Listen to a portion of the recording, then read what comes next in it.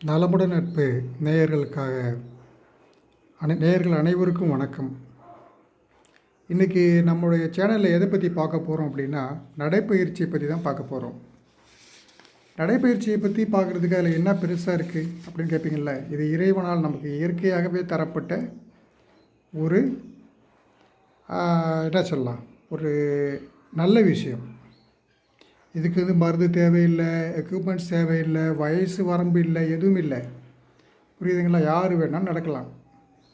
சரி, இப்போ இந்த நடைப்பயிற்சியை பற்றி நம்ம என்ன தெரிஞ்சிக்க போகிறோம் அப்படின்னா, இப்போ நிறைய பேர் நடக்கிறாங்க, சும்மா சொல்லக்கூடாது. பார்க்கில் அங்கெங்கெல்லாம் பார்த்திங்கன்னா நிறைய பேர் வாக்கிங்கில் ஈடுபடுறாங்க. இதில் எவ்வளோ பேர் அதை நடைப்பயிற்சியை பற்றி நல்ல புரிதலை வச்சுக்கிட்டு, மனசில் வச்சுக்கிட்டு புரிதலோடு நடக்கிறாங்க அப்படிங்கிறது தான் முக்கியம். ஏன்னா நடைப்பயிற்சி என்பதில் 2 விஷயங்களை நம்ம மெயினாக ஃபாலோ பண்ணணும். அது என்ன 2 விஷயம், அதை பற்றி தாங்க இன்றைக்கி நான் வீடியோவில் சொல்ல போகிறேன். ஒன்று ஏரோபிக், இன்னொன்று அன்ஏரோபிக், 2 இருக்குங்க அதில். இப்போ இதில் என்ன ஏரோபிக்னா என்ன? ஏரோபிக் அப்படிங்கிற நடை பொதுவாக நம்ம மிதமான வேகத்தில், அதாவது ரொம்ப மெதுவாகவும் இல்லை, ரொம்ப வேகமாகவும் இல்லை, நம்மளால் ஒரு மிதமாக, ஒரு மீடியமாக, ஒரு மிதமான வேகத்தில் நடப்போம்.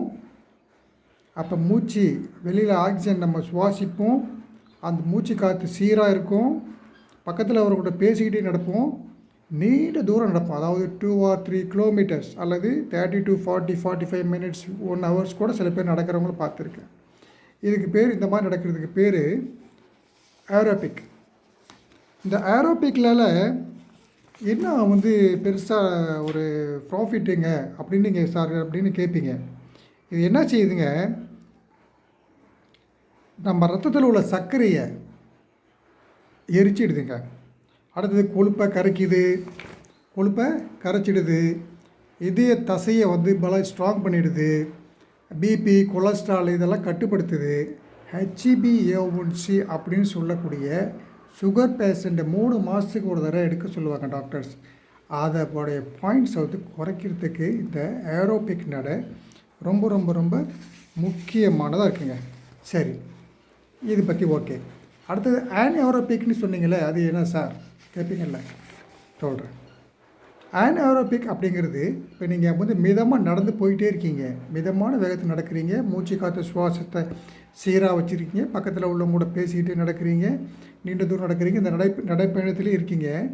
இப்போ இதுக்கு இடையில் நீங்கள் என்ன செய்யணும், ஒரு 30 செகண்ட், ஒரு 30 வினாடிகள்லேருந்து ஒரு நிமிஷம், உங்களால் முடிஞ்சால் 2 நிமிஷம் கூட, அது உங்களால் முடிஞ்சே பொறுத்தது, 2 நிமிஷம் உங்களோட நடையோட வேகத்தை நீங்கள் அதிகப்படுத்துவீங்க. அப்போ அந்த மாதிரி வேகத்தை அதிகப்படுத்தும் போது உங்களுக்கு என்ன ஆகும், வெளியிலேருந்து மூச்சு ஆக்சிஜன் கிடைக்க அதிகமாக உங்களுக்கு பற்றாக்குறை, உங்களால் சுவாசிக்கிறதுல பிரச்சனை வரும். அப்போ உள்ள உடலில் உள்ள மசில்ஸ் தனக்கு உள்ள எனர்ஜியை உங்களுக்கு கன்வெர்ட் பண்ணி உங்களுக்கு எனர்ஜியாக கொடுக்கும். நீங்கள் பக்கத்தில் வரக்கூடியவங்களோட உங்களால் பேசக்கூட முடியாது, அதாவது மூச்சு இறக்கிதுமில்ல, அந்த மாதிரி ஒரு சூழ்நிலை உடம்பில் ஏற்படும். இந்த நடையை நீங்கள் கண்டினியூ பண்ணக்கூடாது. உங்களால் எவ்வளோ முடியும், 30 செகண்ட்லேருந்து உங்களால் எவ்வளோ முடியுமோ அத்தனை செகண்ட் மட்டும்தான் நீங்கள் இது நடக்கணும். இந்த மாதிரி நடக்கிறதுக்கு பேர் அன்ஏரோபிக். புரிஞ்சுக்கிட்டீங்களா? இப்போ சரி, இப்போ அன்ஏரோபிக் நடக்கும்போது நம்மளுடைய உடம்புல என்னென்ன செய்யுது கேட்டிங்கன்னா, மசில் ஸ்ட்ரென்த் ஆகுது, insulin sensitivity, metabolism speed rice ஆகுறது, இது நடைப்பயிற்சியோடைய சக்தி அதிகரிக்க செய்கிறது. இதெல்லாம் இதில் நடக்குதுங்க. எதுலங்க? அன்ஏரோபிக் அப்படிங்கிற இந்த வாக்கில். சரிங்களா? இந்த வாக்கு அதிக நேரமும் பண்ணக்கூடாது, குறுகிய நேரம் தான் பண்ணணும். இதுவும் முக்கியம். புரியுதுங்களா? ரொம்பவும் நீங்கள் ஸ்ட்ரைன் பண்ணிக்கிட்டுலாம் பண்ணக்கூடாது. அதே மாதிரி ஹார்ட் பேஷண்ட்டு இருக்காங்கன்னா அவங்க இந்த வாக்குக்கு போகவே கூடாது, அன்ஏரோபிக்கு நடக்கவே கூடாது. அவங்களுக்கு மிதமான நடை மட்டும்தான் பரிந்துரை செய்யப்படும். ஏரோபிக் நடை செய்யாதீங்க. சரிங்களா? இந்த 2ஐயும் நம்ம புரிஞ்சுக்கிட்டு இதன்படி நம்ம நடக்க ஆரம்பிச்சிட்டோம்னாக்கா நம்மகிட்ட நடைப்பயிற்சியுடைய பலனை நம்ம டெய்லி உடம்புக்கு எடுத்துக்க முடியும். சரிங்களா? அடுத்தது யார் எப்போ நடக்கலாம் அப்படின்னு ஒரு கொஸ்டின் வருதில்ல. காலையில் வெறும் வயிற்றில் நடக்க பெஸ்ட்டு டைம் அது. சரி, பெஸ்ட்டு டைம் நடக்க முடியல, உங்களால் கிளைமேட்டு மற்ற சூழ்நிலை நடக்க முடியல. அடுத்த ஆப்ஷன் சொல்கிறேன் கேளுங்க. நீங்கள் ஒவ்வொரு வேளையும் சாப்பிட்டுட்டு ஒரு 10 நிமிஷம் கழித்து இன்டோர் வாக் உங்கள் வீட்லேயோ இல்லை ஆஃபீஸ்லேயோ இல்லை எங்கே இருக்கீங்களோ அங்கே ஒரு இன்டோர் வாக்காக ஒரு 10 to 15 மினிட்ஸ் மிதமான ஒரு நடை நடங்க. இதோட பெனிஃபிட் என்னென்னா, உங்களோட சர்க்கரை லெவலை குறைக்கிறதுக்கு ரொம்ப ரொம்ப ரொம்ப உதவிகரமான ஒரு நடை இது. இதை ஃபாலோ பண்ணி பார்த்துட்டு நீங்களே ஆச்சரியப்படுவீங்க. அடுத்தது, எப்போதுமே ஒரே நேரத்தில் நடைய ஸ்டார்ட் பண்ணும் போதே நீங்கள் ஸ்பீடாகவும் உடைய நடையை ஸ்டார்ட் பண்ணாதீங்க. மிதமான ஸ்பீடில் நடந்துட்டு போய் கிராஜுவலாக கொஞ்சம் கொஞ்சமாக நடைய இது வேகத்தை ரைஸ் பண்ணுங்கள்.